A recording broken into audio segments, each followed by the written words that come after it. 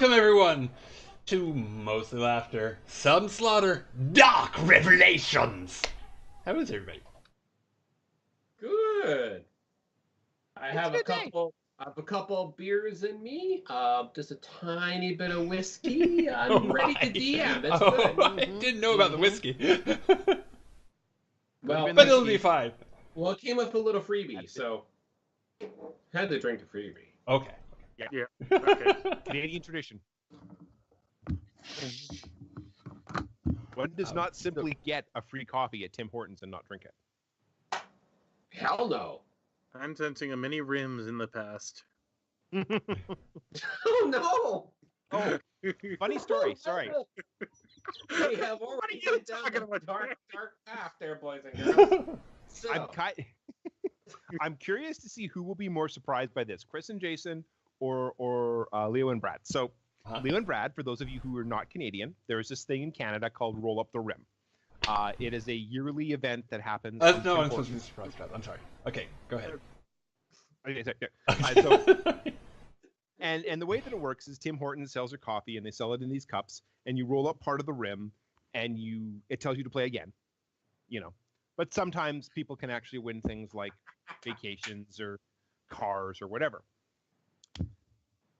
My partner's husband was given a gift by because he's a steel worker. He was given a gift by one of his on a corporate retreat or event or something, and it is a little plastic doohickey that is designed to go and pull up the rim for you. Oh, that's amazing, actually. Okay. Who is selling those, and why are they not a Fortune 500 company? I know, right? As far as I know, it was just given away. I don't know if anybody else sells them, but like, jeez. Why does Tim Hortons not sell these?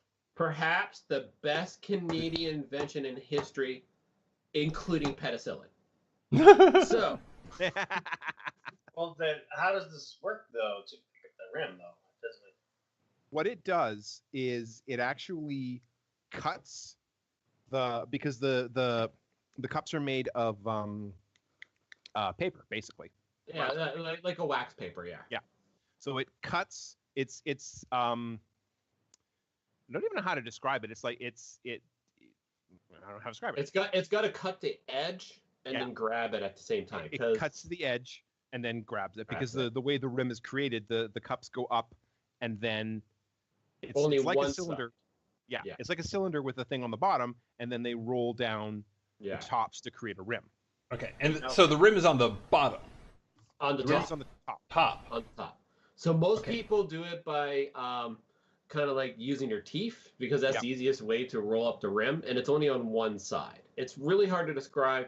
I should legit, for next time, go get a cup of Tim Hortons coffee and just bring it online to just demonstrate it to everybody. And maybe Brad can get some sweet Tim Hortons advertising love. Oh, back in the day, they would have sardines. You know, if you watch the cartoons, they had sardines where they had a tool that would hit, and you would roll the tin back, right? Yeah. You roll the tin. You didn't know? Oh, yeah, okay. Yeah, we still have those, Yeah, it was, the sardines came with a thing that came on top of the can. Oh, yeah, the key. Yeah, the key. Yep. You couldn't, that's the only way you could eat. And back in the day, I don't know if one could eat sardines even with the key. But only on pizza for me. Anchovies on pizzas are surprisingly good. No, I've actually had sardines on pizza. But anyways, we should continue. Okay. I guess I've never had them, so I can't say that they're bad. It just sounds horrifying. Oh yeah, it sounds horrible. And it smells like Cthulhu. Like, it smells like the death from the bottom of the That's what it smells like.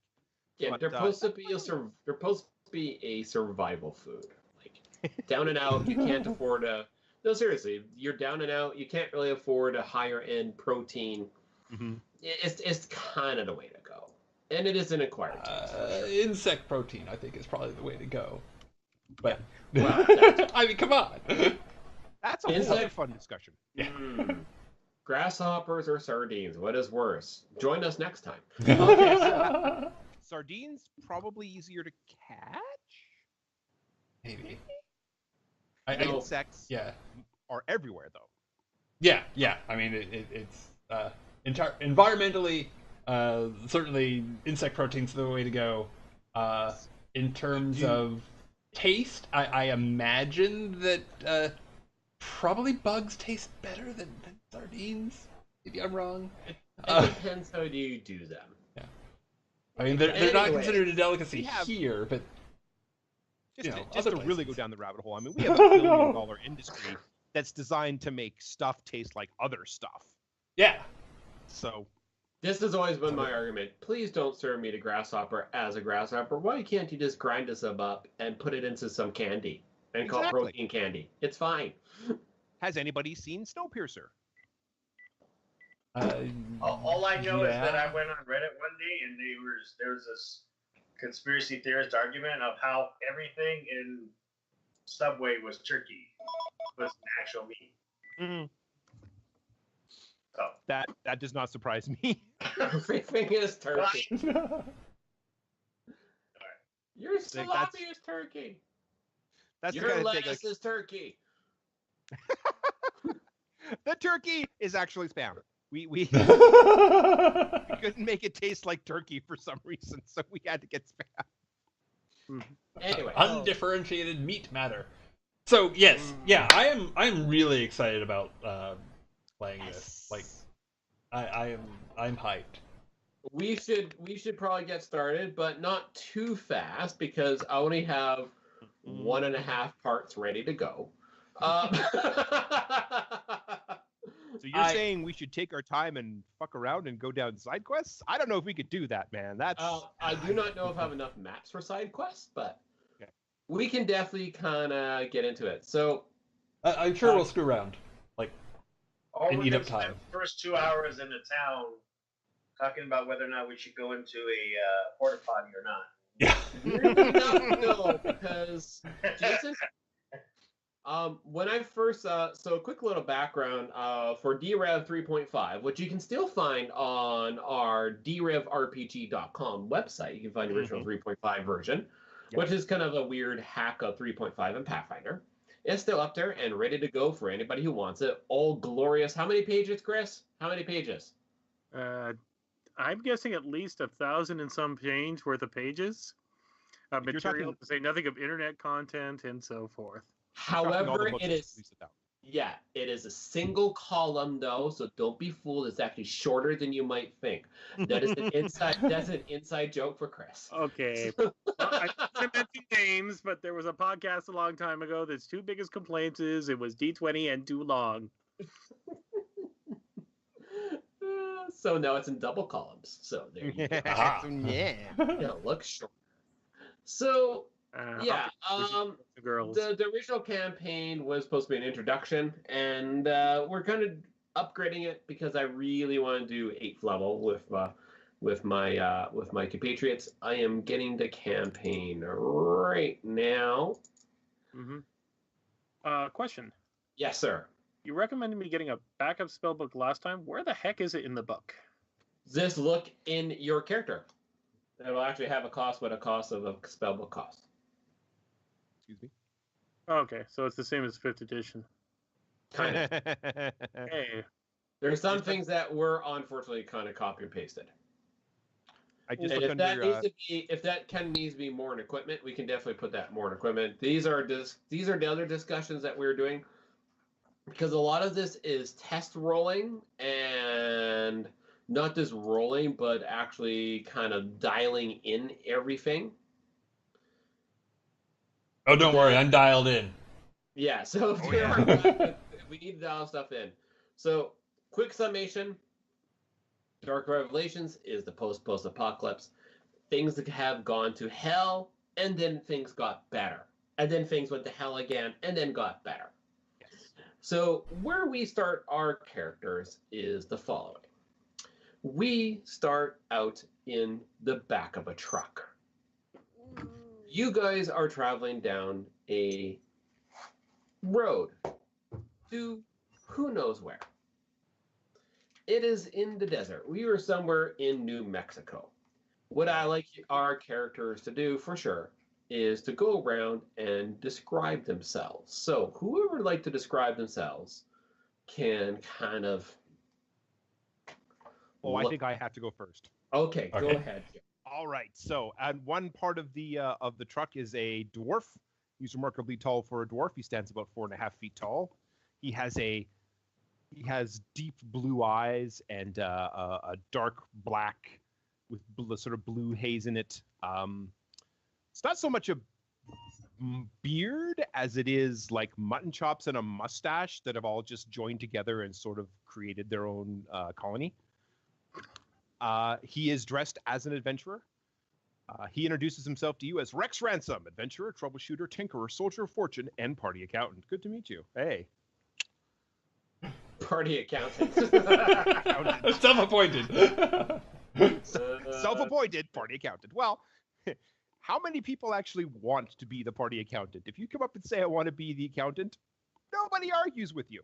Nope. That is very 100% true. Mm-hmm. Yeah, and that's Rex. Rex is he's currently decked out in his Urban Tracker armor, over which he wears a much beloved and patched and repatched leather coat. He wears a sort of armored pith helmet on his head, and always has a sparkle in his eye, a smile on his lips, and a song in his heart. Okay, so we are going to steal from a game 100% not associated with the 5th edition at all. We're going to steal kind of from one of the many narrative games we have played in the past. Mm-hmm. Joe, just as a narrative thing, give me one good memory you have about one of the other characters. Ooh, okay. Or should we finish character descriptions first, maybe? I would imagine. Descriptions first. Yeah, let's go around the room then. So that was Joe. Let's work in backwards. Leo, let's go, Leo. Okay, I'm either in the passenger seat or in the back seat, whichever. You're definitely in the back with everybody else in the truck. Oh, I'm not driving? Or who's driving? No, you are not driving, no. Oh, okay. So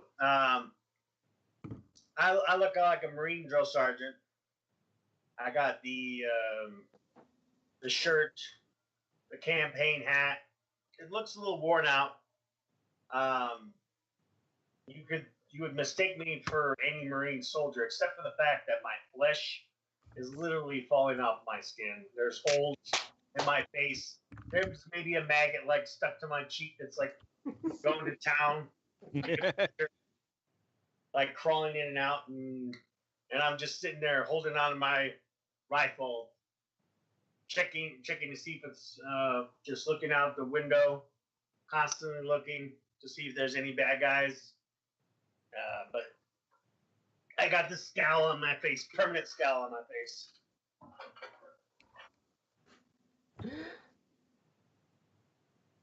Are we good then? Let's go to Brad. What are you, Brad? Okay. I am playing Lita Snord. And she, the first thing you notice is all the snakes instead of hair. And probably the next thing is that she's wearing,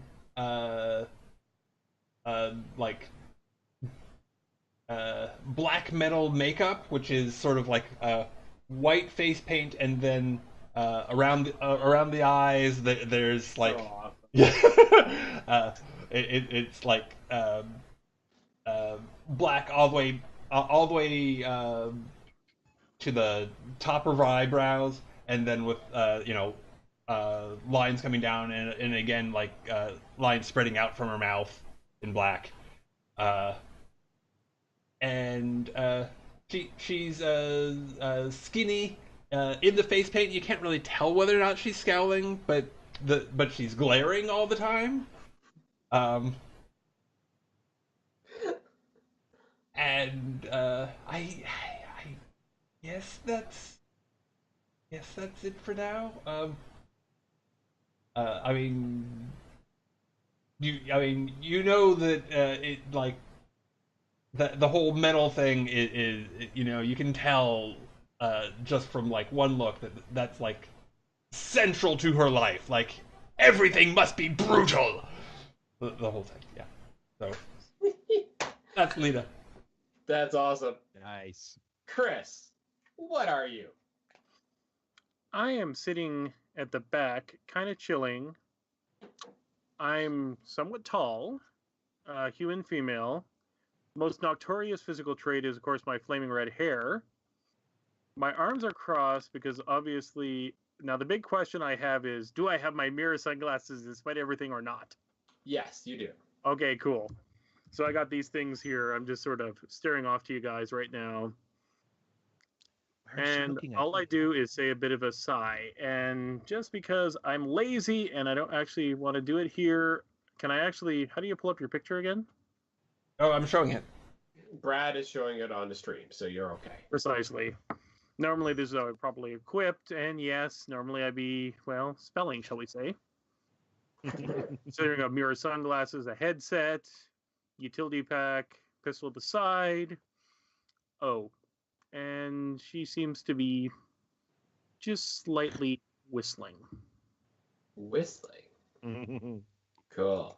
So, what we are going to go then is, why don't we start off with Chris? I would like you to give me one prescient memory or history you have with somebody else. And we are definitely kind of drawing off the game I loved in concept, but kind of like drawing off Urban Shadows. Give me one memory you have about somebody else. Why, certainly. In the party. It was about 2 years ago. We were involved in a skirmish by the Republic of Dexis. Me and the dead man there. Ooh. Okay. We have kind of a weird working relationship where we have a tendency to mildly insult each other but got each other's backs, if that makes any sense. Mm-hmm. And let's just say things went tits up when we went into the landfill filled with witches. Okay. Leo. Cool. And, well, we got out, but we don't want to talk about it. At least not too many often there. Sounds good. So, who went? Oh, Brad. Sorry, yes. Brad. Um, Brad, give me a history you have with one other person. Preferably somebody other than Chris. We'll see how this gels. Okay. I am literally flying off the seat of my pants here. Because my notes in my campaign say detailed character history. Like, you always pull out the connective tissue cards and we can see what comes up. No. I kind of like you doing it yourself, for sure. Okay. I think mine was also with Gunnery Sergeant Hartman. We had there was this town of cute little bears, but they'd gotten rabid and it needed to be taken care of. Yeah. It was in the conifers of North America. Yes. We were in pine trees as far as the eyes could see. And by the end, after the situation was brutally taken care of, there were little bear parts as far as the eye could see. No! I know! Oh, no! We stopped carrying a long time ago. You were going to play one of those, too! I know, I was! I went into a minefield with Chris, and we don't talk about it. I don't know what happened in the minefield, or... I don't know, I'll leave that to you. Yeah. What? Yeah. Yeah. One more thing. For the first, couple of years that I knew the Gunnery Sergeant, I insisted on calling him Eddie. Oh, no. Ed. Okay, I believe we go Leo next, right? Yeah. I don't know, man. It's like picking on me.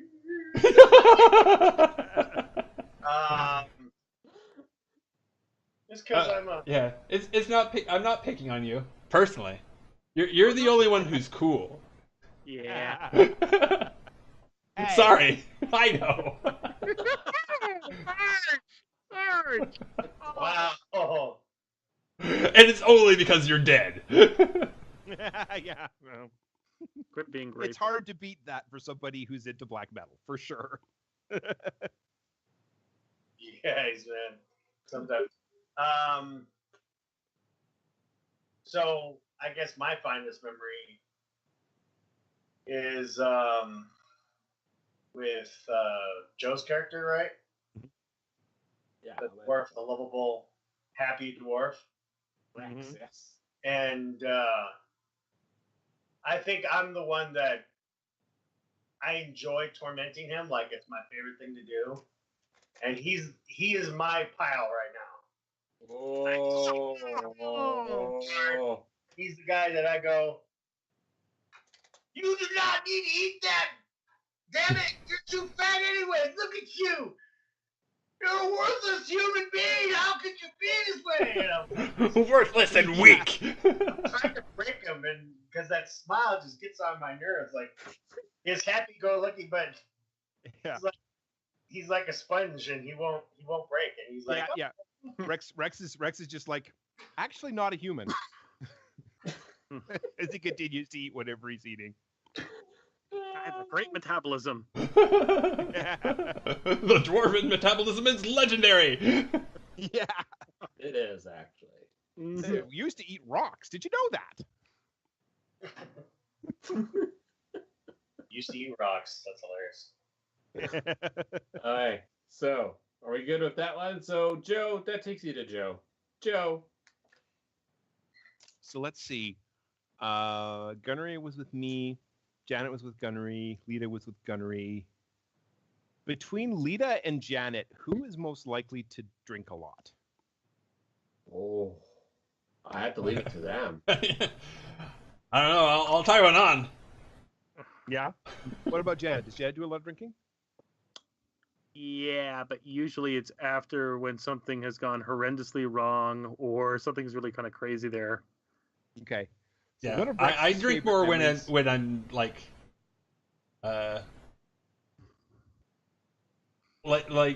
when I'm not feeling up to doing the hard stuff.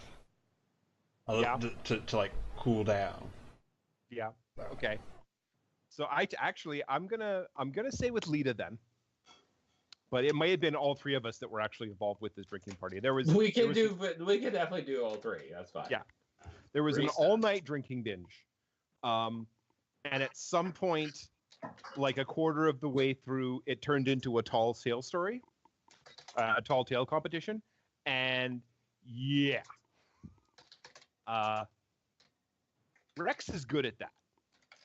I imagine Lita and Janet, like they both got like really good stories, but like just hours and hours of telling stories, trying to top the other, trying to fool the other into thinking a story that they made up is not made up or that is true. Yeah. And so everybody woke up the next day feeling like death. Of course he did. Some of us were happy about it, some of us weren't. But, Yeah. yeah. I know the story about your, that 14-year-old child mad scientist that chased you out of New Beckford. Oh, yeah. Oh, yeah. No. Had a thing for cars. I remember that. Call that. It was that robot spider I was hanging out with who kept calling himself Arsehole. It was so strange. No matter how many times I asked for its name, it just said, "My name is Arsehole." I think it's What are the you gonna do? fact that robots are jerks. Yeah, it's kind of weird with the effects of the Revelations, which basically twisted reality in strange ways. That everything about your character has changed, and yet hasn't. It's so weird. It's like all the rules are different, but the concept is the same. Yeah, the important stuff is still there. The important stuff is still there. So, background why you are in the back of the truck. In the front of the truck, you see the backs of other people, but you're kind of hazy what they are. You're pretty sure the driver is somewhat human. You're pretty sure the passenger is probably not human, but you do have good memories of them as well. They are actually your current employers. You're all kind of working in a mercenary sense right now, working on a job for the boss. And you're not quite sure what you're up to because most of it's hush-hush, but you know that you have been doing lots of digging.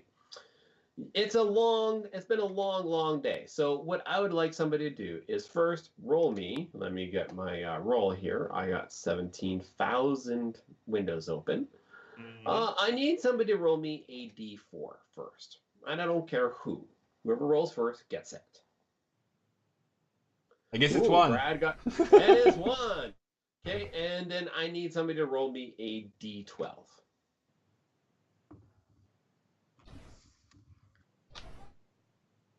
I'll have that. Oh, so it is, yes. Sorry to interrupt. First interruption to the night. I have a feat about historical references. It says after every long rest. Should I roll that at the beginning or should I wait until I actually have a long rest? You can roll that right now. Okay, I will roll that right now. Tell everybody what historical reference does as a feat because it's a test feat to see if it works. It might be kind of cribbed from another game that we tried. No. So what I do, what Rex does is he rolls a history check. Yes. Right? And he gets a 7. What I do is I don't forget. Read it very carefully. You roll a history check with with advantage, thank you. With advantage. Make a history check with advantage, so it's an 18. This is the historical reference. Anytime between now and the next long rest, I spend this roll and use it in place of a skill or tool check I would make.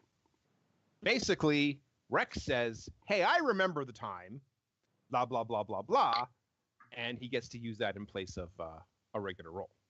Mm-hmm. So at any point for a regular skill roll or tool roll, you may take an 18. And then it's expended from your character.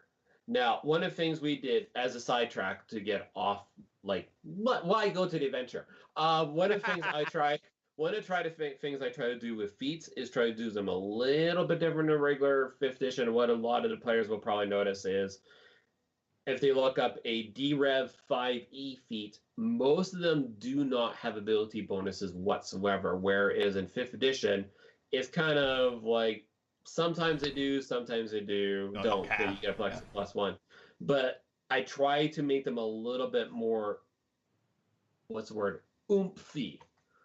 Kind of give them a little bit more power. So by not taking any ability bonuses, Joe now has this awesome power.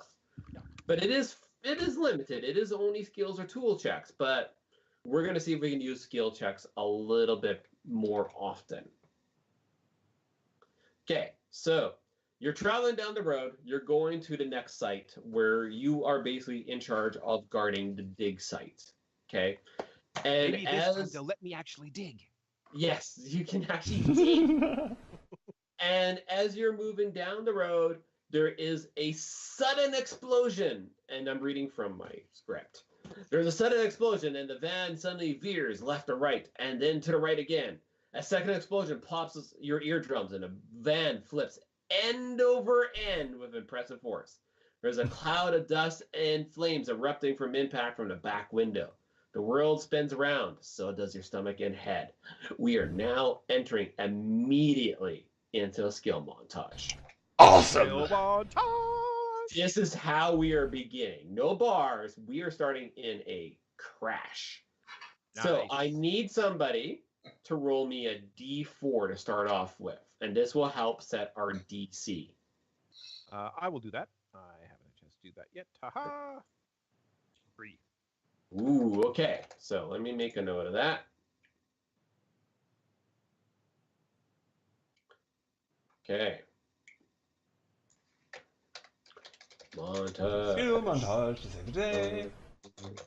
Well, again, we have now, because this is based off an ancient campaign when me and Chris first started kind of doing D-Rev for 3.5. This was supposed to introduce people to skill montages. Thanks to Joe, we've been using skill montages a lot, and we do love Joe for it quite a lot. So, you're welcome. Yep. As our skill montage is labeled as such, escaping the rolling van. So our primaries are acrobatics and dexterity saving throws. If you have something that makes more sense, you can try to argue your point. If we agree that your skill or tool might be appropriate to escaping a van flipping end over end on flames, then you might be able to use it. And if it doesn't quite make sense, we still might allow you to use it, but with disadvantage. You can also just make a straight dexterity check if you wish. So, who should we start off with? I'll start. Okay, Chris has volunteered. I will not tell you the complexity of the montage unless you have a special feature that might allow you to do so. I have a special feature that might horribly affect the situation here. And what is your special feature, my friend? It is a spell. Yes, what is your spell, my friend? My spell is called Safe Crash. For some reason, I would probably have memorized if I were in a car. Sounds good. So what we're going to do with Safe Crash, because it is in skill montage, if you cast it, we will give you one automatic success. Is that fair to you, Chris? Awesome. That sounds fair. And that actually sounds like a good use of my spells here. Because I'm more brave than probably should be appropriate here, I will save somebody other than myself with my spell. Well, again, because it is a skill montage. Oh, yeah, actually, yeah, you could probably say that you teleport yourself or one person out. Okay. Depends how high level you want to do it, but we're still going to require the montage to be I'm just going to do it at first level spell just to be on the safe side. Just knock it off here.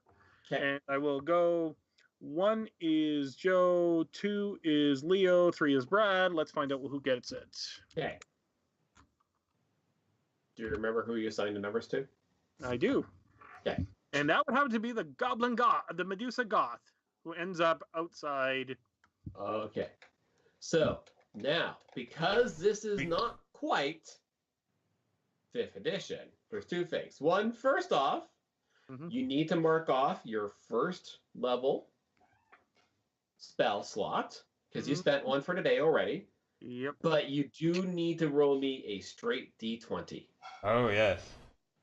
Because we have Spell Flux. Now, Spell Flux will do almost nothing, so Chris is fine. Spell Flux, if you roll a 1, it fails spectacularly.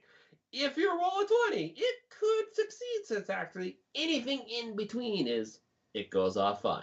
So, you have with Chris gotten your first success automatically because he chose an awesome skill. Yay. Or an awesome spell, I should say. And 100% appropriate for the montage. Yeah. Who would like to go next? So, yeah, I guess, and we just kind of teleport outside of the truck as it's crashing? Is that how it works? So here's how this is going to work because we're in the middle of a montage, not a combat situation. Brad, in question to have basically enhanced reflexes. It acts as a reaction in this situation here. Mm-hmm. Oh, I'm terribly sorry. It looks like the range is self. I have to use it on myself. You have to use it on yourself unless you cast at a higher level. Okay, sorry, man. So read the spell completely out for everybody. Okay, you can protect yourself from massive damage of a vehicle accident. You cast the spell as a reaction as you would take damage from a vehicle crash, but not other damage like falling. When the spell's cast, you take no damage from the crash. If it's cast, the vehicle is destroyed as a result of the crash. You can also teleport 10 feet away from the wreck to the closest possible open space. It is up to the GM to determine whether you're the victim of the vehicle crash. In short, I'm allowed to basically flip out of the car and walk away slowly from the explosion. So that is your first success in the skill montage, and Chris will not be subject to any of the failures if you fail the montage. However, I will be assisting with my party because I am a team player. So we go to our next person. Who would like to go next? I guess Brad spoke first, so Brad is up next. So yeah, as we're like kind of reorienting after the explosion, I'm just like, it's still rolling. You're in the middle of the roll. Oh shit! Okay. Well, that kind of changes things. It does. Yeah, because I was thinking, oh, I'll just use like mechanics tools to like tear a way out. But if the vehicle is still rolling. So my question is, do you have athletics or dexterity saves? Or, pardon me, acrobatics, I should say, or dexterity saving throws as a proficiency? No. So if you like to use mechanic tools, I will let you mechanic tools to kind of justify of like propping open the door that's slowly scratching as it's rolling. Okay. I will let you do that because you kind of know, or kind of like for maybe because it's not in the like past tense, this is future tense. So there's a special escape button like on a trunk of a car, and you know where that is, and you can find it in a rollover. So I will let you roll with your mechanics. Okay. Well, I don't know. I mean, I don't think that given that the vehicle is currently rolling, that doesn't seem right to me. I'm just okay. I think instead I'm just gonna do like straight dexterity. No, athletics. Athletics. Okay. Although it's the same as dexterity, really, in terms of the. Yeah, it's kind of the same. Yeah. But I just like. Athletics, I do have as kind of as a secondary rather than primary skill, which is possibly maybe disadvantage or an extra little boost to the DC. Well, okay. Essentially, all I'm doing is like grabbing on to both sides with kind of scrawny muscles, but like fervor. Sounds good. That's fair. Okay, give me a roll of that then. Badass drum roll. Let's go. Not so much. Okay. Hang on. I need to pull up my phone. I need something else to keep track of all this shit because I'm running out of room on my computer screen. So bad.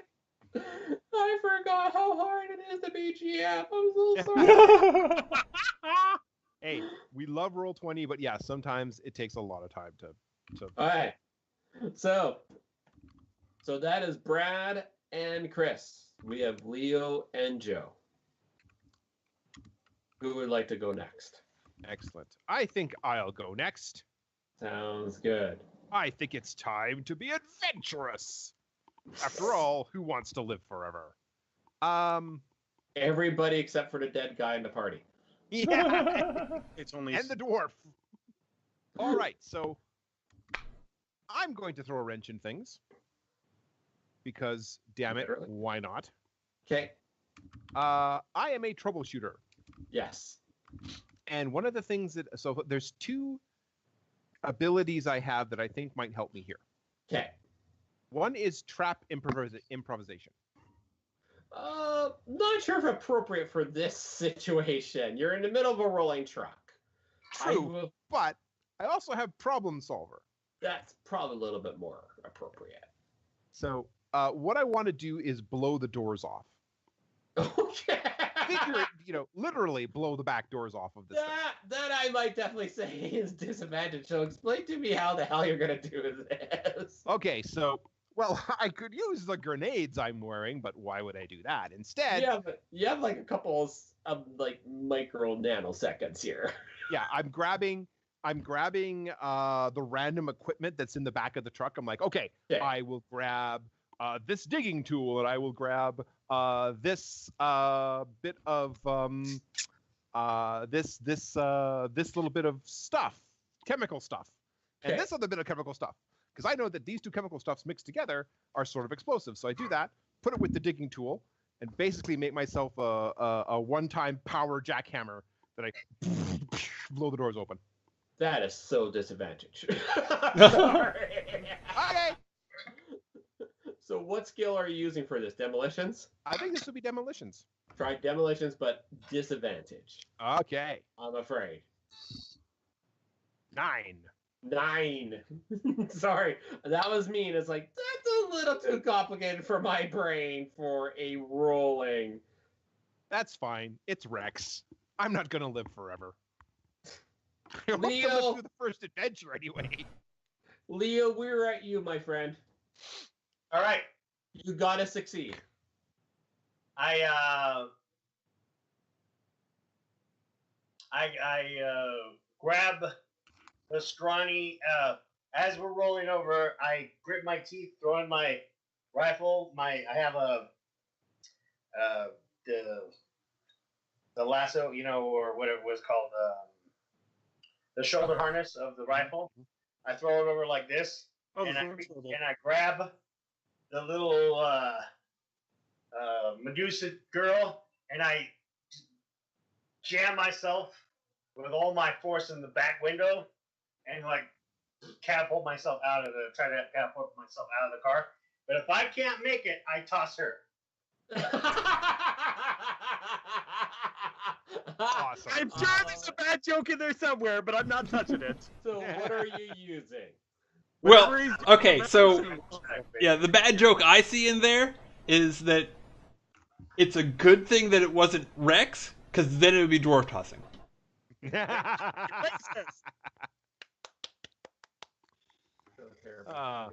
Okay. Unlike some other snobby dwarfs, Rex doesn't mind being tossed. So, Leo, what are you using for your check? Oh, acrobatics sounds good. Oh, that's a good success. Sweet. We're still alive, boys and girls. We are still alive. Chris, you are outside the van. How would you like to help? I'm going to cast another spell. What spell would you like to cast? I'm casting Foxhole to give them the right amount of space so when they finally fly out, they don't get hit by the huge mangling hype of metal and flame. Okay, I'm going to also require you to make some sort of skill roll with this, but I will give you advantage. So what skill would go well with your plan? I think probably investigation is probably closest. Investigation it is. I got no problem with that. Here it Yeah, goes. that to me is kind of like science. It's not even a problem. Nice. I point a finger, and a big gaping hole appears where two of our party members end up landing. So the van is rolling over the hole and into the hole. We have one last check. Who is up? Oh, Went after Brad. I think that was after Chris. I think that was Brad. it was. It is Brad. Brad, we have one more check to go. Now, you can help another person down the chain if you're really nervous, I believe. Yes, you can Did give them a... I throw Brad outside? Yeah. True. Mm-hmm. Okay, and let me see. And the truck is still rolling. It just rolled over the foxhole. So it's rolling so it's rolling. The foxhole appears and it's rolling to the foxhole, like this. I'm basically trying to slow down. If you're outside the van right now, is there anything else we need to do? Remember, this is a skill montage. It's not necessary to save the whole van. It's to save everybody. Yeah. And Save me. yeah, let's save Rex. He laughs at us. Who's left in the van? Me. Yeah. You and Leo. Yeah, I think Lita gets up, dusts herself off, and goes, "Oh, it's just Rex." Whatever. But I'll help the next person. Okay, so grudgingly. We go to Rex. Rex, what are you doing? Well, Rex realizes that his plan is not going to work, so he's just like, "Oh, all right." Straightens up his helmet, makes sure everything's in place, and then just does an acrobatics roll. Sounds good. We'll give you advantage on that. Yes. And attempting to make it very, very flashy as he jumps out. In fact, he tries to time it so that he's jumping out as the van explodes. Okay. Ah! That's the correct. Okay, so let me get to the map. Okay, and given that you already had advantage, so I guess there wasn't really a way to help. That's okay. It's fine. As far as I'm concerned, now you know why Rex is a well-known attention whore, as he perfectly times it with every fiber of his being. He pulls out like a cigar or something just a split second beforehand. We are not done this. So, and as he's flying through the air, he waits. Oh wait, there's the people in the front of the. It's too late now. All right. So everybody should now see the crash scene. I hope. Yes. Nicely done. Okay, so that depends. Okay, hold on. We are going to be in the bottom corner where the exploded van is. It's in the bottom, I guess, bottom right-hand corner. Mm-hmm. Now, don't put your characters on yet. No, I was just seeing if I could. No, oh, you're the GM. You're now dead. No. That's kind of a dick move. Okay. It's just like first edition. It's like first edition. It's fine. Quick question. Yes. Less for rules and more for specifically Roll20. If two people co-GM a game, like if you were to make me co-GM, for example, would you be able to use my art assets on your maps? No. Okay. Sort of. When Chris had me as co-GM for Storm Giant's Thunder, I was able to use most of the stuff that was installed in Storm Giant's Thunder itself.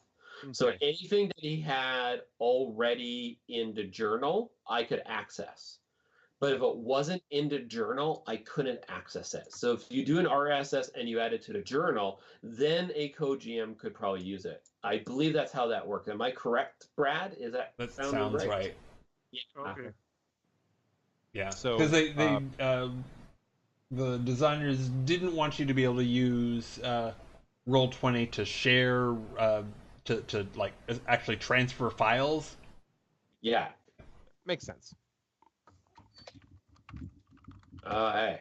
So the band comes to a screeching halt in the foxhole, face down. I will pretend. Hang on. Let's draw a shape. Let's draw a square. Let's all draw a shape. Let's all draw a square. A little big for a foxhole. Foxhole is what? 10 by 10, Chris? You're checking. 1 moment. I believe it's 10 by 10. Now you're thinking creatively.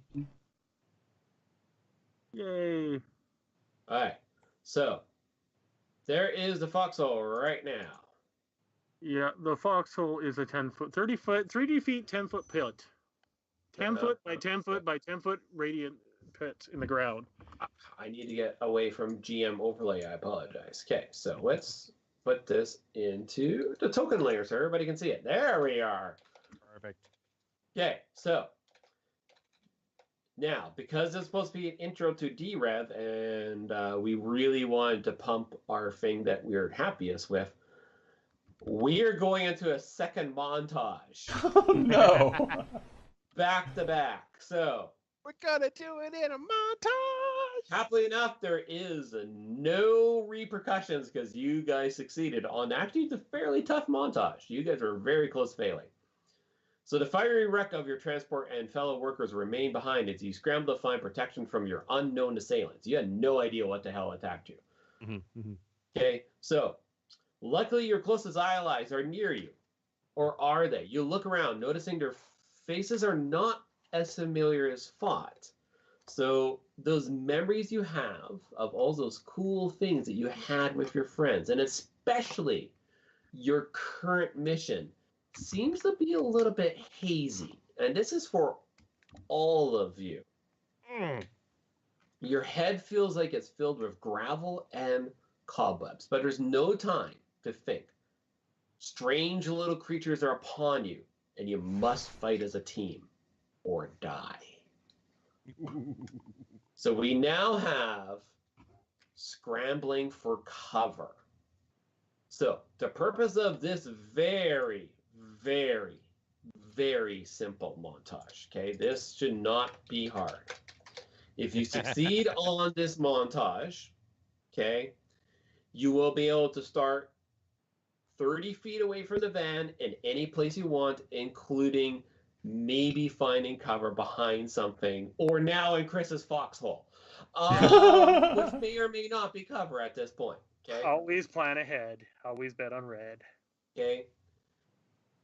If you do succeed, here's the thing. You don't quite have 100% of your equipment on you at this point. It is strewn about inside the van. If you succeed, each one of you will be able to select 2 of the following: a weapon, a shield, or supplementary armor, or any combination thereof. That is it. If you fail on this simple little montage, you start only with 1 melee weapon or thrown weapon that you have, if any. That is how this is going to go. This is why we're trying to make this a little bit deadlier. I like it. So what I also need for somebody to do is I need somebody to roll me another D4, because rather than me rolling the D4s to determine the randomized part of the difficulty class, the DC, I'm letting my players design their own fate so they can't blame me. So somebody roll me a D4. Who rolls first? What? Oh, I think Brad's going. Woo, that's pretty good. Okay, so that is. It's kind of middle of the road. That's kind of middle of the road. That's not too bad. That's not too bad. And you assume just because I rolled it, there won't be recriminations later. So we'll still find reasons to be mad at you. Who did we start off the last montage with? Me. So, who is after? Who do we normally go to? I guess Brad next, right? Brad next? Yeah, Brad. I think Brad was next. Yes. Yeah. Brad. Our primary skills for this montage of finding where you can go is perception and survival.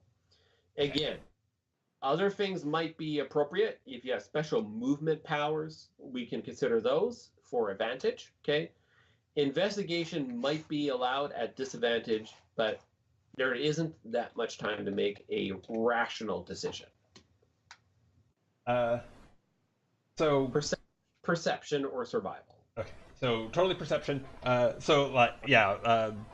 eyes lock on the truck and running for it, going, my guitar! My guitar! So damn it, I should have grabbed the guitar. Make me a perception check. Ooh! All right. Okay, so that takes us to Rex. Rex, you are standing out of the wreck as well, and you're kind of cobby. You kind of have a sense there's creatures around you. I haven't revealed them on the map because you are all shucking up. You're not quite sure where they are, but you have a sense you're being surrounded. In fact, you can hear them more than you can see them. I say. I can hear perception or survival, or if you can argue something cromulent, we will take that. Cromulent is a good word. I'm going to use survival. Sounds good. And I'm going to attempt to make that foxhole into an actual foxhole. I'm going to try and make sure we have cover. Unfortunately, we don't have time for me to do an improvised trap, but that's fine. Unfortunately, not in a montage. I should actually make that a special power. And use it in a montage? Good idea. Yeah. Okay. 10! Well, sorry, everybody. You have now failed a montage. Okay. Sorry. It was... Damn it! It wasn't that hard, and I failed. I'm kind of wondering if the complexity system is broken. Okay, well, that's still less than half of everybody who's failed. So, unfortunately, no one else gets to participate. I apologize to everybody. So, what I want you to do in your character is pick one weapon, melee or thrown, that you'd like to start our encounter with. And we will see if everyone dies. Grenade, knife. Grenade, knife. grenade. That's hard, isn't it? And again, if it seems too funky, then we can always alter it on the fly. Because again, I had no idea how this is supposed to go down. Okay. I wrote this a long time ago, so We'll do what we can. No problem. I know which one I'm keeping. Okay. Yeah. It's the guitar. Yeah. Technically, it's a melee weapon. Oh, not just technically. No, it is reskinned as a melee weapon. Excellent. It's an axe. Yeah. It started off as an axe, but it's actually just a big club. Okay. All right, so hang on. We are going to. That does not work. Okay. Okay. So does that mean that I can't cast anything because I don't have the? No. Okay. No. Okay. Components and stuff you are fine with. Okay. But one weapon or one, like, if you have like a bunch of magical items, you will have to choose that as an item as well. So you can't have all your fast mechanical items either. So it's one thing, let's say. I need to be more specific in my own case for that. Yeah, I'm going to choose only one weapon, but it's all my weapons in one. You are the smartest man on the planet. Okay, well, that solves that problem here. Bayonet attached to my rifle, and my grenade launcher is also attached to my rifle. I got everything. Right now, the power of duct tape. Now we get to the biggest plus Who's minus. the pro gamer now, Jason? This is definitely the plus minus. Actually, I did define my magic missile FMD as being the frets of the guitar, but I'll just assume that it's out of tune. Okay. Like if you want to carry your guitar and everything's on your guitar, that's fine. That's okay. But yeah, you got to choose. It's really hard to kind of determine where our placement is. Let's put it 20 feet away from the car. It's probably the best place. 1, 2. I haven't said yet, but what I have brought up of the band with me is a flash grenade. Okay. Sounds like a plan. You guys are going to be in a pretty tight group. Actually, this might actually work too. No, I don't want that. Go away. Okay, I got a question. No, hang on. Somehow I accidentally logged off and logged on. Why is that there? Hang on, I'm coming right back. Okay, fair enough. I am the worst GM on the planet. I'm coming. Technology. Hey, am I trying to click on the sidebar? Sure. Did I accidentally click on Illustrated Vancouver for our Funkadelic Frankenstein one that I still have my heart for? Sure, why not? Let's go play a different game instantaneously. That won't drive Brad crazy. Okay, then. Okay. So still have that overlay. It's okay, I think. We're still got that somewhere. So I'll put him there, and then one more on the 8. Oh, okay, that's cool. We'll kind of put you right in the same place. Okay. All right, so let me bring this to fruition before we start. I have a question. Yes, sir. Can I use my one piece of gear to actually arrange it so somebody else has another piece of gear? Because who needs gear when you have spells? If you like to give up your piece of gear to somebody else, I will allow that. Okay. Anybody want something that they normally don't have? We can definitely roleplay it that you found it and you had a chance to throw it to them before. Okay, I'm gonna throw the grenade to Rex then. Still Okay. Pin's still in, flash but or fire? Which one? I'll say flashbang just because I think it's more for this. I now have 2 flashbang grenades. Yay. All right. So, Brad, help me out. When I have tokens and I want to roll for initiative, do I still have to click on the monster tokens for that? yes, you want to click on the token and then roll their initiative. Sound good. Everybody needs to roll for initiative. I haven't done this in a while, so bear with me. Oh, Click and on I character just token. realized that I did not fill in hit points. It's All the might hit come up. points. Yeah. Holy hit points! So, okay, so what are you? You are a channeler? Yes. Hang With 14 constitution. So channelers are D8s. They are. So it's going to be max at first, Okay. and then 5 plus your modifier per level thereafter. Okay. So 7 times 7 is 49. Plus 10, 59. Sounds about exactly right. And I realize that my fosterlings are not in order, but that's okay. I can deal with it. It's been a while since I had to deal with the actual complicated parts of D20, so please bear with your GM. He's a little bit of a noob.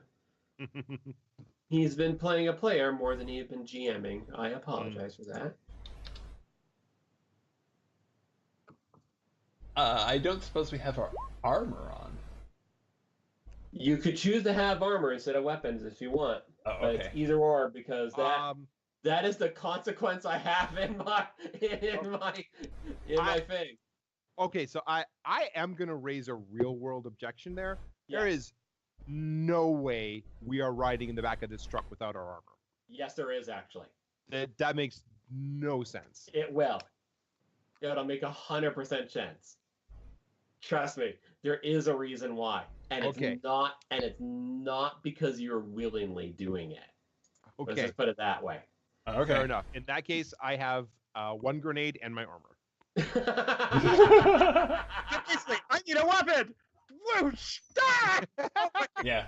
And Don't even throw those! I can definitely change that if that doesn't make any sense. Okay, but there is a reason for this. If Okay, there and is a it reason, I will go with it. It does make sense. Now, yeah, and even though I have spells, I would rather have my guitar than armor.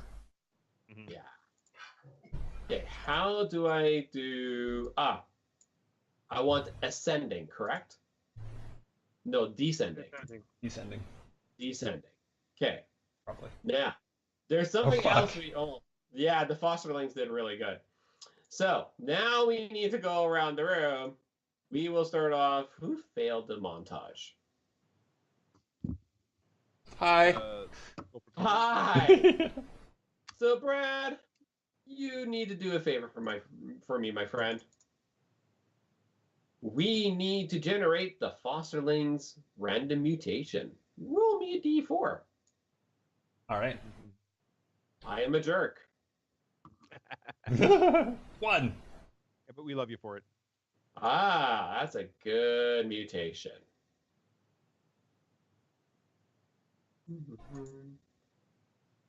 I think just to speed the process up, let's say all of them had the same mutation. That makes sense, right? As in doing each one. Yay. That's definitely something I want to change. It's a patch. Yes, it is. We are patching the game in the middle of the game. It's fine. I should have rolled these before, but I was too lazy, and I have it in my script. Let the players roll. That way the GM can go, ha ha ha, it's your own fault. Now, these are not super high tier, so they shouldn't pose a giant deal with you. And here's how it's going to work for at least weapons. Equipment, unless you have a special feature like armor, could be the tough one. So, during the combat, you may take an action if you're close enough to the van, let's say within 5 feet of the van and the foxhole, to grab one of your other weapons that are on your character list. But that will be an action to do so unless you have a special thing that allows you to use a use object action as a bonus action. Fair enough? Yeah. Sounds good. Well, okay. In that case, it would make tactically make a lot more sense to have armor. Still, fuck it. You can change that up if you want. There's not too late. We're not starting quite yet. Okay, sure. Because I failed the roll trying to grab my guitar, and I will do that first. And again, my remember, guitar. we are testing an unknown system with an unknown campaign. It's a great combination. So, is everybody now ready to go? So. Yes, definitely. Yes. Sounds good. What you see before you. Oh, I should get their descriptions. Hang on. To the description machine, also known as like the PDF reader. Hang on. Okay. Maybe the GM should have had opened these before, but screw you. It's the Revelations. Things happen randomly. Okay, so hang on. I need to get to my monsters. There they are. Boop, boop. Boop, boop. I know one person knows the descriptions of these. So, Maybe. There we are. You see 4 tiny, strange imp-like creatures. They are all covered in red, but they're also be covered in wiring as well. These particular imps have metal plates all over their bodies, making them tougher than normal. And imp number 4 gets to go first, and this is so exciting. I look over at Fenord as I see that they're all covered in metal plates, and I'm like, friends of yours. After a fashion. Fossiling 4 is now on Janet and Fenord. And it goes, oh no, you need to, no, your thing is breaking. I need to write some script. Something is happening and it's bad. Something is happening, it's bad, it's the worst thing ever.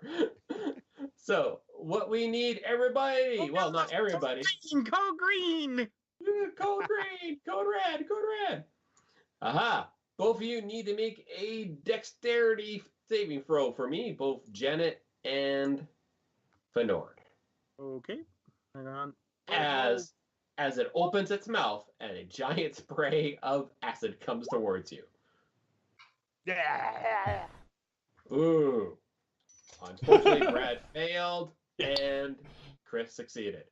Brad. Yeah, I haven't made a roll yet. Brad, you take having a good night.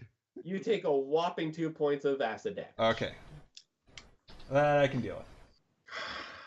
Again, these are not meant to be super powerful because you have just gotten through 2 montages on top of all this. So that is fine. So that takes us to fossiling number 2. Fossiling number 2 comes up to you two guys and does the same thing. Both of you make dexterity saving throws, please. That would be our sergeant and Rex. Oh, sorry. But I'm going to make one anyway.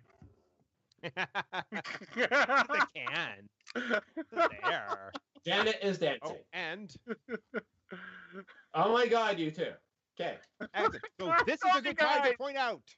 This is a good time to point out that Rex Ransom has evasion. Yay. What does evasion allow you to do? Wow, what does evasion like? I'm glad you asked, Jason. When you are subject to an effect that allows you to make a dexterity saving throw, don't take only half damage. You instead take no damage if you succeed in the saving throw, and only half damage if you fail. You must be wearing light or no armor, not encumbered, and not incapacitated to benefit from this feature. So the question for invasion that maybe I should put in there, because they never actually addressed it because that's originally from 5th edition, of course, is what about Saber Suck where it doesn't allow for half damage? You're either saving for damage or no damage. Excellent. Good question, right? Yeah. Mm-hmm. I would say it allows you to take half damage anyway. What does everybody think? Does that sound okay? So there's a special ability that needs to come in. So if you save, you don't take any damage? Is that the one for Acid Splash, it's save or suck. So if you save, no damage. If you save, normal damage, but there's not a half damage mechanic to it, I believe. Maybe I should double check. Yeah.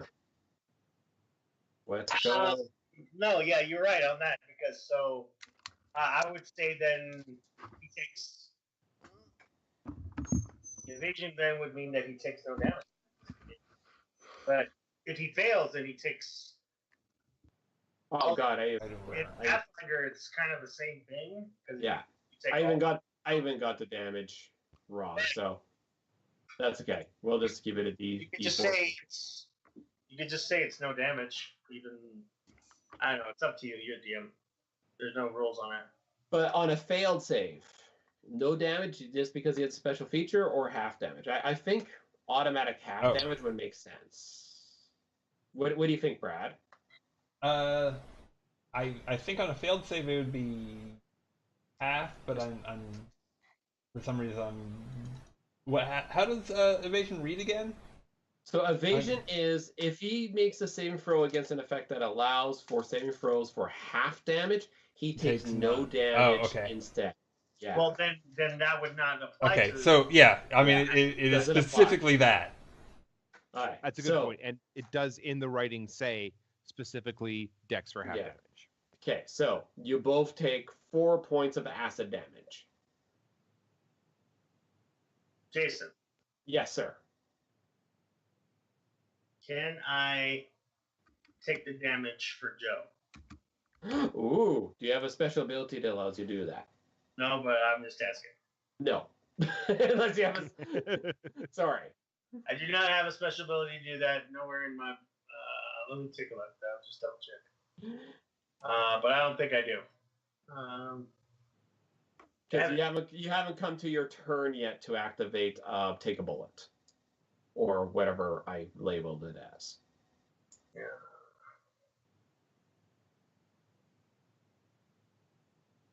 Sorry, I have lots of screens open right now. It's hard to manage. The GM's breaking already. Oh no. It's okay. Let's go to PDF. Combatants. PDF takes up a little less slogging space than... So, yeah, unfortunately, tactical aid, draw fire, maybe coordinate attack. No, unfortunately, you don't really have anything that lets you do that, unfortunately. Sorry. All right. Yeah, it's fine. It's not like a fireball, so you're okay. Yeah. These things just turned out a lot faster than I thought they're going to turn out to be, which is good. Oh, wait, okay. On evasion, unless it's changed for Dark Rev, it's... maybe it's when you're subjected to an effect that allows you to make a Dex saving throw to take only half damage. Mm-hmm. And this is all or nothing, right? Yes, it's all or nothing. Yeah. Okay. Yeah, I am pretty sure I copy and paste it straight from the road. Yeah, because there is like a half damage if you fail, but only things that let you save for half. Yeah. Okay. Yeah, we can always change that for D-Rev and just upgrade it a little bit. So we are now at Fussling number 3. Fussling number 3 moves into position over there. And he sprays at Janet and Fenord again. Another acid spray. Dexterity saving throws for Janet and Fenord, please. 12? And Chris?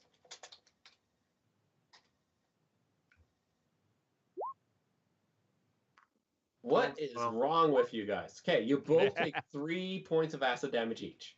All right. Okay. Okay, we are now finally at our player characters. Gunnery is up first. All right, I will shoot at the one in front of me with my rifle. Okay, please do. Alright, and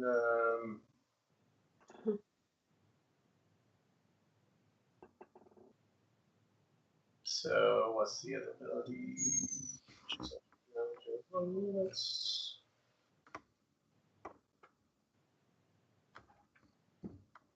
Hold on, just let me check something real quick. That's okay. This is why we're playing it this way, so we can have an idea what the hell is going on.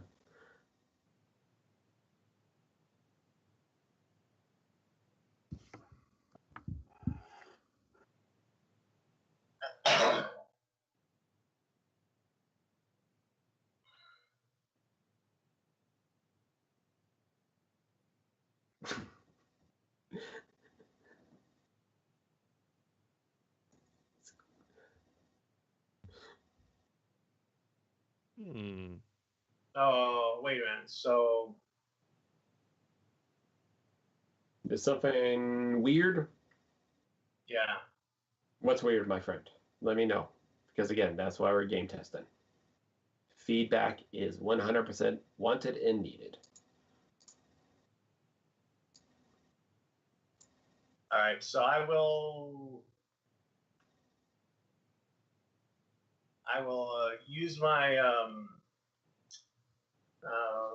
action surge as well to attack twice. So Oh, very nice. Aha. first shot, It skims over its head. second rifle shot Hits it in the head. for 8 points of damage. Half its head almost disappears. And then I will use my ability, move it. Nice. It's on Rex, and I'm which allows Rex to move in action rather than me. So I spend my move action, so I'm not going to move from my spot, and give it to Rex so he can move. Excellent. So Rex, You can yes. seek to move equal to the amount of movement you spent. Your ally must not have their movement forbidden and condition use this feature. So he can't be bound or whatever. I'm like, He is free to move up to his maximum speed because Leo's spending his entire speed. Yes. yeah. So you're like, Did you So shoot that? you This one? big pile of fluffy hair! Get your ass behind the damn man! How many times until you get behind me, soldier? Move it, move it, move it! And Rex, for some Nice. reason, just anytime he does that, is like, yes, sir, moves right in. Yes, he did Is this hit the one you shot number. at? Yeah, number 2. Faustian, can everybody see their name tags? I cannot see creature name tags. I cannot see creature tags either. Oh, god damn it, I have creature name tags on too, and no one can see them. Boo! So yes, that is the one that he hit. Is the one right here. I thought the creature tags were on, and I'm not sure what I did wrong for viewing those. Maybe because I did something weird. Actually, yeah. So I will actually move right here. Okay. The exact opposite direction that he tells me to move. Because that is also something Rex usually does. Run away from the fight. Run into the fight. You're gonna move like 25 feet away. No, I'm just gonna move 5 feet. It's Wait, fine. what the hell is your major malfunction, soldier? Am I speaking Swahili to you? Do you not understand what I'm saying? Get behind the van! Actually- I'm not going to tell you again! Actually, no. Slight correction. What he does is he jumps. It's 10 feet. No, never mind. He stays Well, there. you got a foxhole near you, man. If you want to have some cover. Yeah, absolutely. Not going to do that yet. That unfortunately will put him out of out of reach. And it's not quite cover when they're aiming down into the hole at you. Yeah, also true. Cover. They won't hit me. Death from above.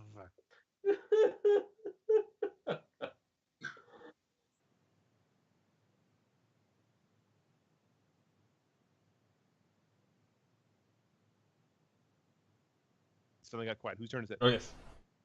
Oh, it's Fussling number 1. Sorry, I was making sure everybody was done. Okay, Fussling number 1 is kind of like, oh no, don't kill them. They're worth money. No, don't kill. Don't kill. No kill. Don't kill. And it tries to jump onto Fenord's back. Oh dear. This does not sound like a good plan. Yeah, I don't like this idea. She is pointy, you know. She is. Fenord, you can make a strength or athletics check. So a strength saving throw or athletics checks as it tries to grapple you. All right. You need to beat a 12. Right.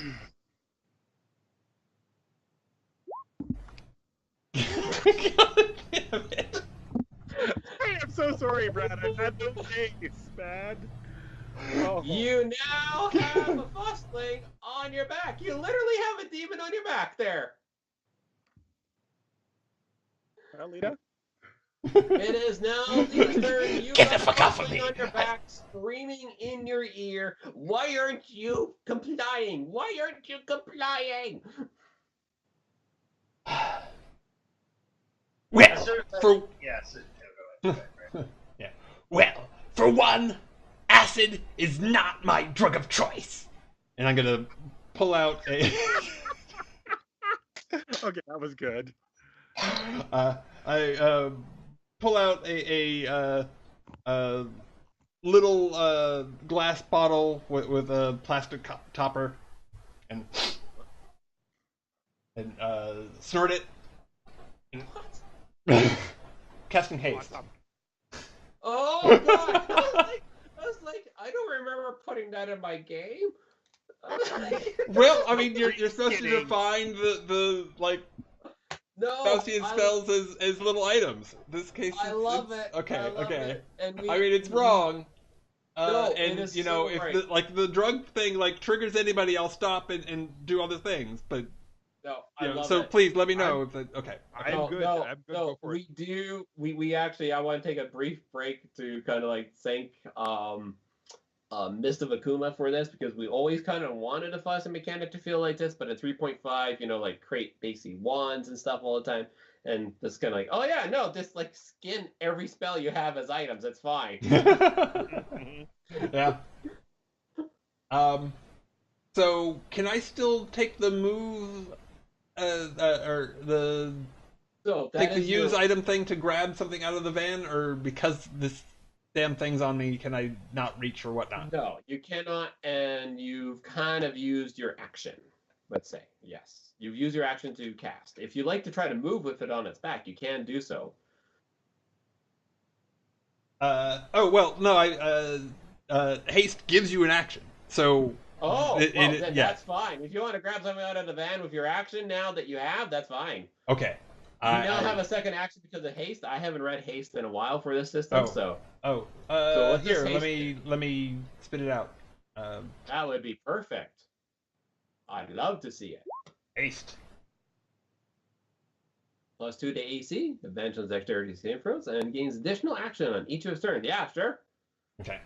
Dash, disengage, hide, use object. So there you go. It's right in the spell. We are good to go. Yeah. So would you like Nice. to grab one of your items from the van?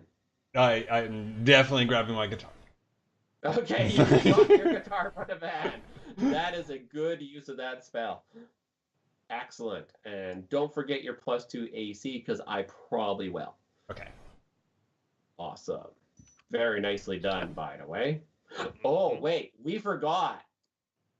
You're casting haste. Spell Oh yeah, check spell roll. failure. Just roll a straight d20. Don't roll a 1. Otherwise, everything will go to hell in a handbasket. Okay, I managed not to fail that roll. You are getting closer, young man. I think them being drugs would make spell failure even more interesting. Good for sure. That takes us to Rex. Rex, you're finally up, my friend. Excellent. Okay, time to bring the game to a crashing halt. Oh shit. Yes, sir. Improvised traps. Okay. So what does your improvised trap? It is a giant set of rules. We cannot read them all out. That will take us to 8 o'clock. It is a giant set of rules. But here's the thing. Basically, what we need to know is I have the ability to create an improvised trap in one action if I lower the pop damage dice by 2. Yes, that My is. pop damage dice is 4d6, so I'm going to lower it to 2d6. I can use it within 5 feet of myself. That's perfect. Yes. That guy over there is within 5 feet of me. Yes. Now, what I'm not sure of is how exactly I create it. I think I make a demolition roll. So yeah, let me open up a 49th window. I'll be right with you in a second. Hang on. Adventurer, can I remember what I wrote? No. Well, I remember the game system you designed. It's fine. It's okay. It has worked for all I gaming never do. systems in the past. So let's go troubleshooter. All right. Yes. So we actually need to go to the new action rules for demolitions. Yes, we do. And the main reason I did that is so the trap shooter wouldn't be 14 pages by itself. Appreciated. Much like, like other things. And it also gives the option of other people to use demolitions. You're just a little bit better at it. Where did I put new rules? Did I make those? You did. Thought I had. New actions and What number is it? My brain is going. 15. That's why my brain's going funky. Okay, new. So I believe it is basically, if I remember correctly, I kind of try to do it like the kind of like the range weapon rules that we've been using for a while. So yes, use demolition kit. Okay, make a roll and record it as a DC. All right, sounds good to me. Demolitions. So that basically, oh,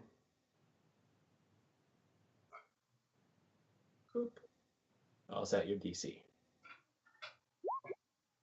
Oh, 21. Yeah, it's gonna be that. That's almost a non-go.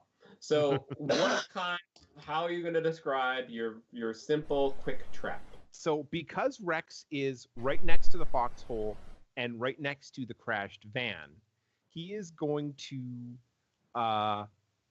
what he's actually going to do is use a combination of mechanical and electronic savvy. Okay. And the entire season of Mythbusters that he found in a crypt at one point. We're not And he's going to turn some part of the van into a weapon. I'm thinking the tire. He's going to figure out some way to pressurize the tire so that it pops off and turns into a weapon. I think I could go with that, maybe. Okay.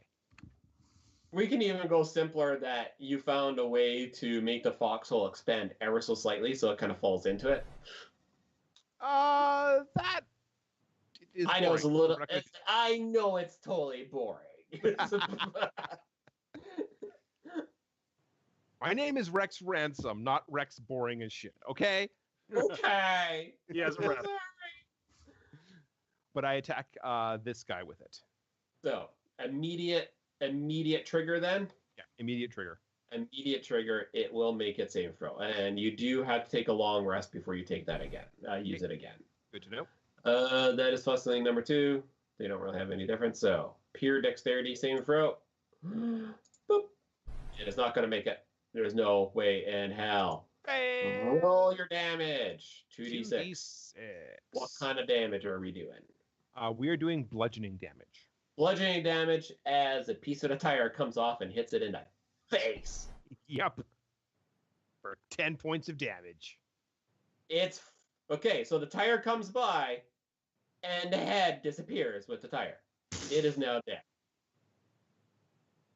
Good show. Blarg. Okay. Janet, you're up next. There is only one way to properly respond.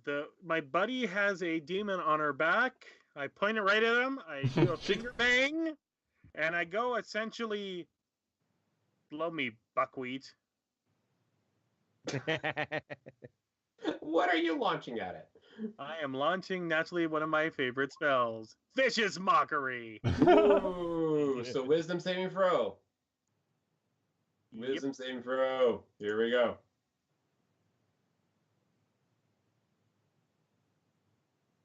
Just fails it. Mm-hmm. Okay. So what does Vicious Mockery do, my friend, other than the damage? Well, it does 2d4 damage, which apparently I rolled a 3. But he That's is awesome. Okay. Oh, it Also gives it looks like it's rolling 1d4.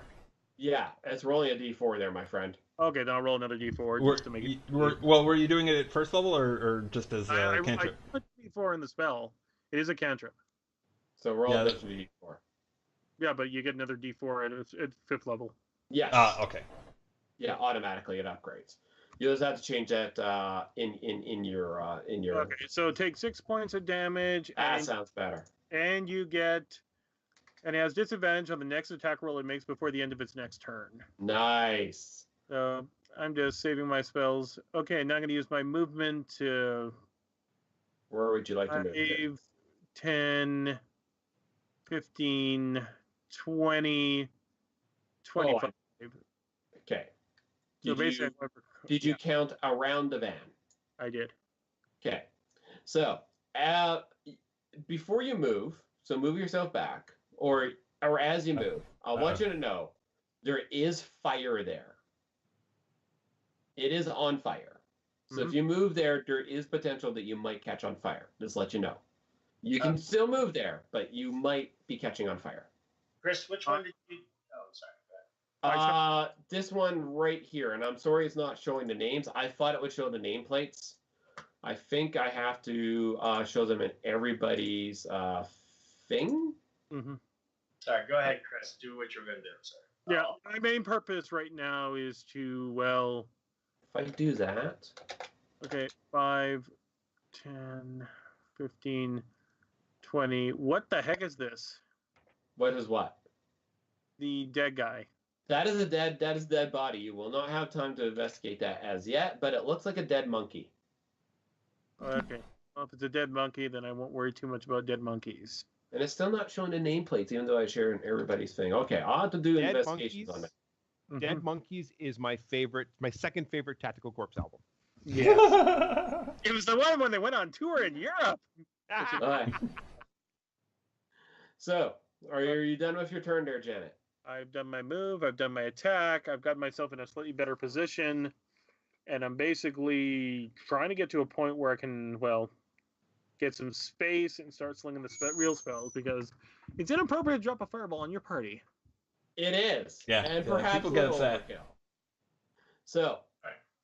Before that, I will use a tactical aid again, coordinated attack. When an ally damages the target with an attack, you may immediately spend a reaction to make a weapon attack against their target. So I will attack. Nice. Yes. Mm-hmm. I'm so happy you're getting used to those. I really wanted to make that 7th level pump really cool for the commander. Hey, Foundling, you suck. What? Bang! Hey, Fuck. Oh. Nah, 20. Its last words are like, "No, don't kill." This is a splatter. There is literally no body. There is just a splatter of like demon red paste all over the place. I bathe in your blood. Okay, let's do this right. Hey, Buckwheat. Back off, Buckwheat. What? And look over there. What? Bam! Okay. Yeah. Why is the red X not coming up on the choice? Oh, my red X. Where's my red X? It's there. And, that's because I'm on the wrong side of the screen. Yeah. Okay, so flashlight number 1 is sadly dead. Flashlight number 4 is like, holy shit. Oh no. I go like this, like, yeah, no. Sour the blood of your image. Yeah. Oh my god. Says Rex, maybe we should interrogate them. It's entirely possible that they're not the people who attacked us. Shut up, fool! Give me kill, fool! I'm just saying. Whoops. I want my picture. Yeah. No! Okay. Kill them all! Album title. So Flashlight 4 is definitely no perception checks required. Running in terror. Flashlight 2. Ooh, Flashlight 2 is also going to go, holy crap, is dead. Never mind. Yeah, funny how that the action on your character. Flashlight 3 is like, oh no, boss, no, and it hides behind the cactus. That takes us to Gunnery Sergeant. Gunnery Sergeant, what would you like to do? There is now 2 Fosslings running for their lives. One has A bit of cover. I go.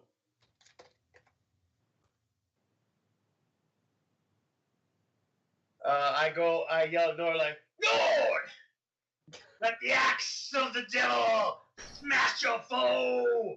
And I point to the cactus and I go, run away, little piggy, run away! Bam! Oh, shit. Oh, I have a feeling Gunnery Sergeant Hartman is going to be a lot of fun.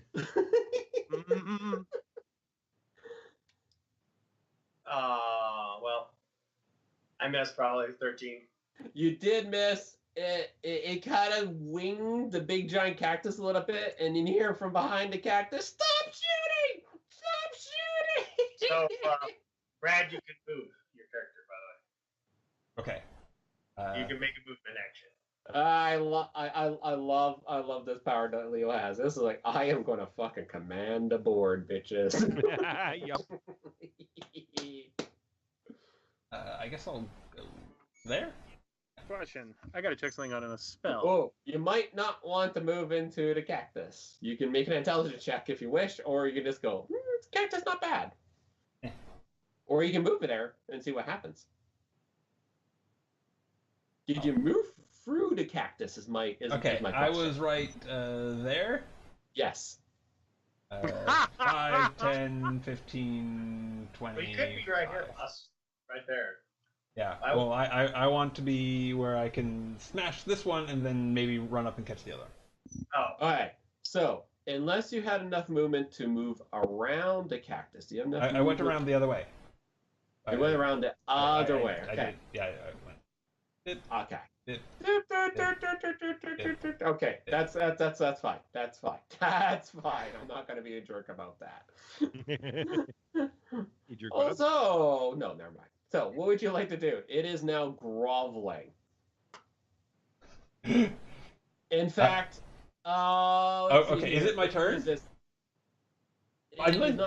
It is definitely actually your turn, and Fustling 3 is definitely. You still have your standard action. You still have a move because you used my move to move there. Yeah, you use your move to move there because Leo can share his actions with other people. Okay. That's his special power. So now, kill it. You can go chase after the other one. Yeah. That's fine. Okay. So. Fostling 3 is groveling so hard right now. I will show no mercy. Another album title. You were Fred. Okay, and I'm gonna shillelagh to use intelligence for my. It's a cantrip, so that I can use intelligence as my primary stat rather than strength. Nice. And what are you shillelaghing? Your guitar? Yeah. Which is what? Just a repurposed staff, isn't it? Repurposed Great club. Oh shit! By the way, appropriate skill to cast considering yesterday was St. Patty's Day. Yes. Sure. Oh, damn it. 12. That looks like I will swing again with haste. Oh yes, haste. There we go. The first one misses it and jumps on it away, and you hit it on the rebound. Bam. Oh, it's so sad. But that's not metal enough. So, on your second hit, you just slam it into the ground, and this is this little hand like on your foot. No more. Oh. Is it's still alive? It is still alive, just. Oh wow. I believe that I think my 2-weapon fighting uses the bonus action, right? Yes, you could hit it again as a bonus. No, I already used my bonus action for shillelagh. Okay, sounds good. So, Whatever. but yeah, that's a good though. I do like that because that's a good action economy there for sure. But I think I will actually move so it can hit me if it wants. But I don't want the other one to get away. Okay. Yeah, I'm working on that. So I'll go 5. Oh, wait. Uh-huh. When Brad hits him, I forgot. I'm sorry. When Brad hits him, I will shoot him. Okay. Oh yeah, we can do that, can't we? Okay. Oh, this is the meanest. All right. So, goddamn 10. Okay. So yeah, I'm gonna run after the other one. Does it take its? No. It's too demoralized.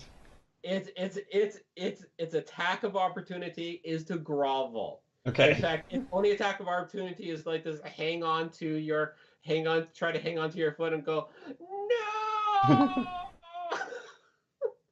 it's way too demoralizing. Yep. I'll kill you later. No, Fred. 5, 10, 15, 20, 25, 30, This is not 35, 40, 45 of 6. Oh, Because hasted. Because hasted. You're right in Lake Forest face now. Oh my god. Oh shit.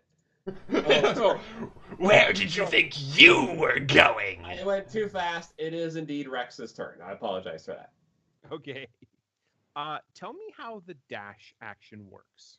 So, dash action is basically, so normally you have movement. You can just take your movement, and as a dash action, you can move your movement again. Okay. But that means you're now out of actions. Now, I have cunning action. Which means you can take a dash as a bonus action. Excellent. So that basically means I can move double my movement and still have an action, yes? Yes. Okay. Lita. Yeah. I apologize. Uh-oh. I go I don't like the sound of 5, that.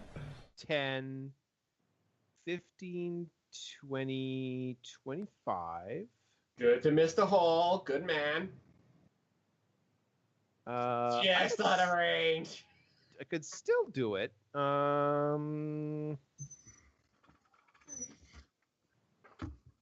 Okay, actually, that'll work. Yeah, that'll work. And I throw my stun grenade. I throw my flashbang. Oh, no! I'm going to throw it here. Here. And what kind of radius does it have? Radius is 20 feet. I will double check that. Oh boy. That's gonna be a AOE 20 feet. That's gonna be a close call, my friend. Yeah. So my intention is basically to throw it like Hang on. here. 20 foot. Just want to advise you that you would be in the range of it. Radius. Yeah, one of us is going to be in the radius of the flashbang. I think if I'm here, I can throw it in such a way that this foundling is at the very edge of the radius, and it won't hit either Fnord or me. If it does hit Fnord, that's why I apologize. Hang on. You may be able to throw it to the side, like here, something like that. Okay. Well, saying just a Why second. didn't that come out as 20 feet? That should have came out as 20 feet. That stupid thing. That There you takes go. me. Is that 20 feet? I'm not sure if that's No. 20 feet. 15. That's like That's like 15-foot diameter. This is 20-foot radius. Yeah. Well, hang on. AOE is 20, so let me check and see. Radius, basically. Does that would strike me as being diameter? Like, unless more I'm like mistaken. that, right? It's bigger. That's 20-foot. That's like 10, isn't it? Yeah, that's 20-foot diameter, 10-foot radius. Okay. So it doesn't specifically say. It just says area of effect 20 feet. Yeah, so basically radius is the default. Okay. So you can make that bigger, boss, if it's 20-foot radius.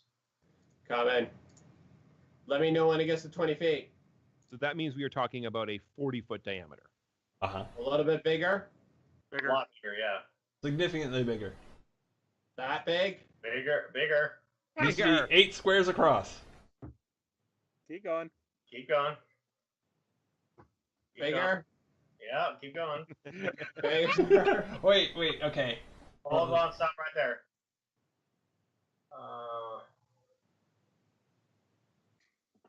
20 feet. A little bit bigger.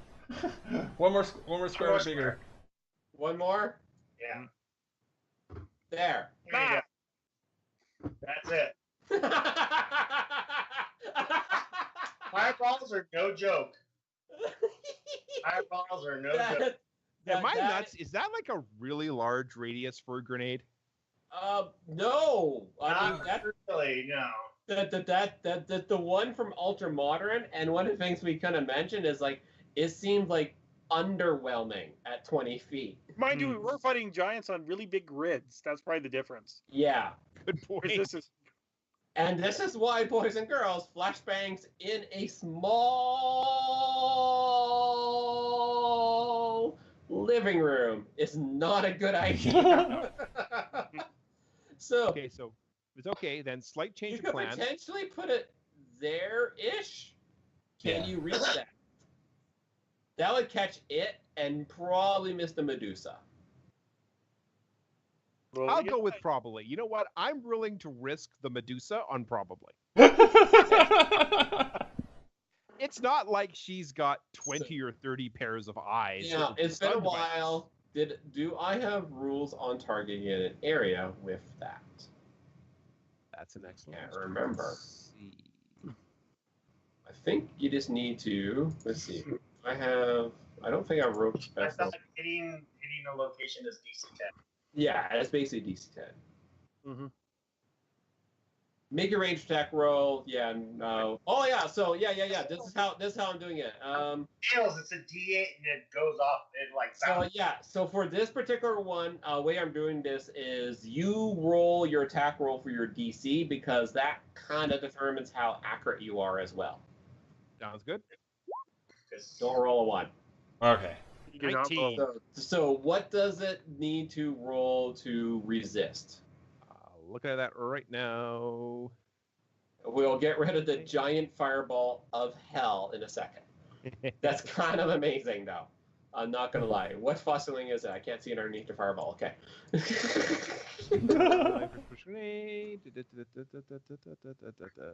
Normal EOE. Well, the hangers have special rules. See new action section. Ooh, okay. So yeah, no, I'm already in new action section. So you set the DC by doing your attack roll. That's fine. Okay. So it's DC 19 then. It is DC 19. What kind of what is it saving throw though? What stat is it using? Looking at that up right now. Probably con. I think it's probably con. I'm guessing. Again, this one is more or less a cut and paste from Ultra Modern. Constitution saving throw. Constitution. That makes sense. Yeah. If they fail, they are blinded. They are deafened either way. It's blinded and deafened. It's like, I can't see. I can't hear myself scream in pain. I don't know what's wrong. Giant flash across. Oh, yeah, I forgot. It is 11 a.m. in the morning, by the way. Just like you know, we did set that earlier. Not quite high noon. No, it's high noon. No, sorry, we're not doing that. It's high noon in the next time zone over. How many times I gotta tell you when you throw a grenade, you say grenade, fool! Grenade! A little late. Throw it down, you big nose, long bearded freak! I did say I was sorry!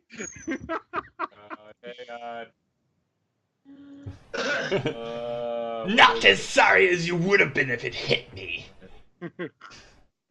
That's probably true. Let's be honest.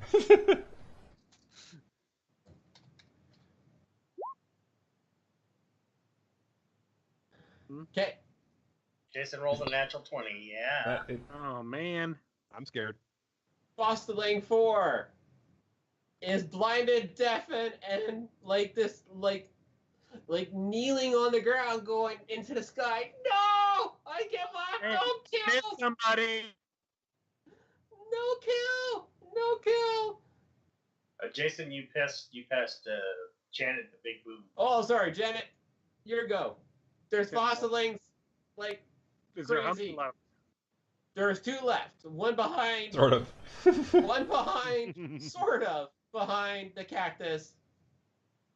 And one now just like flailing wildly on the broken up roadway.